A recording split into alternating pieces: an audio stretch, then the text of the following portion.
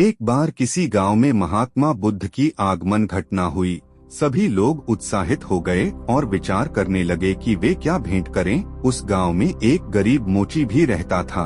उसने अपनी योग्यता और समर्पण के साथ एक बहुत ही महत्वपूर्ण योगदान दिया।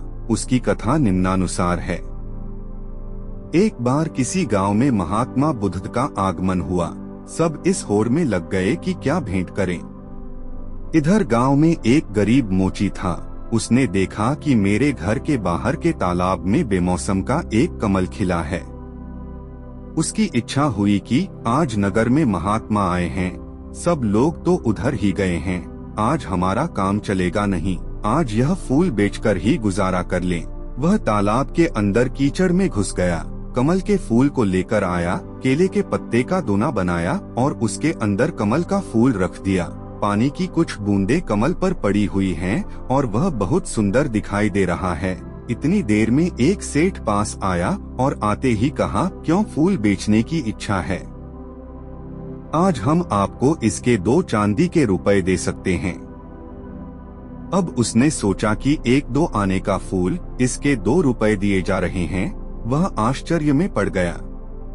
इतनी देर में नगर सेठ आया। उसने कहा, भाई फूल बहुत अच्छा है, यह फूल हमें दे दो, हम इसके 10 चांदी के सिक्के दे सकते हैं। मोची ने सोचा, इतना कीमती है यह फूल। नगर सेठ ने मोची को सोच में पड़े देखकर कहा कि अगर पैसे कम हो तो ज्यादा दिए जा सकते हैं। मोची ने सोचा, क्या बहुत कीमती है ये फूल? नगर सेठ ने कहा, मेरी इच्छा है कि मैं महात्मा के चरणों में यह फूल रखूं, इसलिए इसकी कीमत लगाने लगा हूँ। इतनी देर में उस राज्य का मंत्री अपने वाहन पर बैठा हुआ पास आ गया और कहता है, क्या बात है, कैसी भीड़ लगी हुई है?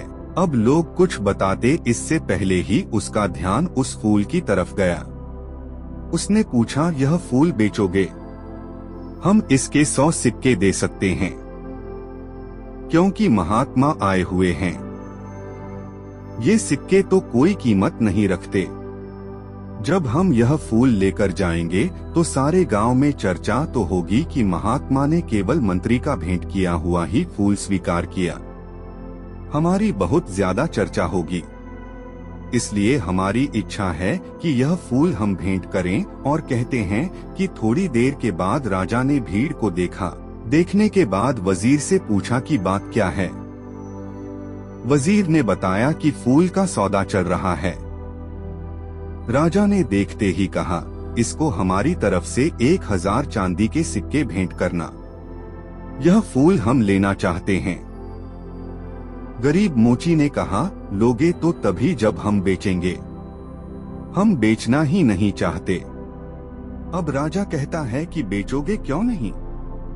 उसने कहा कि जब महात्मा के चरणों में सब कुछ न कुछ भेंट करने के लिए पहुंच रहे हैं तो ये फूल इस गरीब की तरफ से आज उनके चरणों में भेंट होगा। राजा बोला, देख लो, 1000 चांदी के सिक्कों से तुम्हारी पीढ़ियां तर सकती हैं। गरीब मोची ने कहा, मैंने तो आज तक राजाओं की संपत्ति से किसी को तरते नहीं देखा, लेकिन महान पुरुषों के आशीर्वाद से तो लोगों को जरूर तरते देखा है। राजा मुस्कुराया और कह उठा, तेरी बात में दम है, तेरी मर्जी, तू ही भेंट कर ले। अब राजा तो उस उद्यान में चला गया जहां महात्मा ठहरे हुए थे और बहुत जल्दी चर्चा महात्मा के कानों तक भी पहुंच गई कि आज कोई आदमी फूल लेकर आ रहा है जिसकी कीमत बहुत लगी है। वह गरीब आदमी है, इसलिए फूल बेचने निकला था कि उसका गुजारा होता। जैसे ही वह गरीब मोची फूल लेकर पहुंचा तो शिष्यों ने महात्मा से कहा कि वह व्यक्ति आ गया है।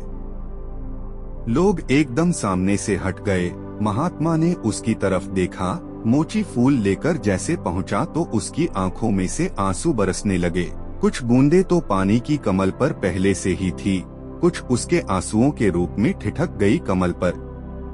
रोते हुए इसने कहा, सबने बहुत बहुत कीमती चीजें आपके चरणों में भेंट की होंगी, लेकिन इस गरीब के पास यह कमल का फूल और जन्म जन्मांतरों के पाप जो मैंने किए हैं, उनके आंसू आंखों में भरे पड़े हैं।